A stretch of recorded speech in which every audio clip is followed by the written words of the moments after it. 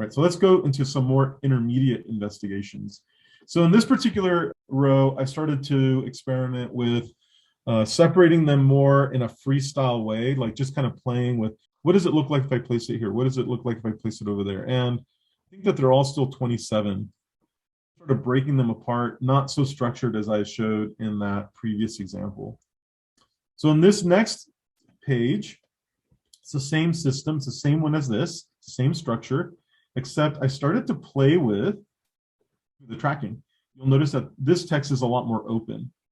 Let's compare that. Look at this, look at the text here and look at it here. You'll notice that it starts to have more of an open and airy quality.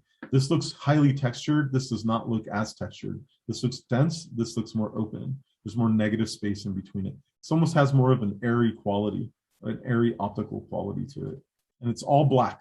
You'll notice it starts to look gray, right? Like this, doesn't this look darker? Doesn't this look darker than that? That's just an optical illusion because there's more negative space around the black. It starts to take on this grayish quality. It's not, it's literally still black text.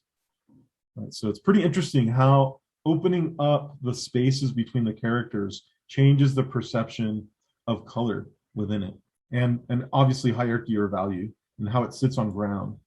Yep. So I started playing with tracking throughout a lot of the lines of text. And here I condensed it, I brought them closer together. You'll notice that the letters are starting to crash and the white space is plugging up. It starts to look darker. So in the next example, same layout, but in this case, now I started to play with scale, and I also started to play with different font weights. And then last but not least, I started to play with, on the last example, sort of rearranging the groupings. In this case, 1, 2, 3, 4, 5. There's 5 different typographical blocks within the page.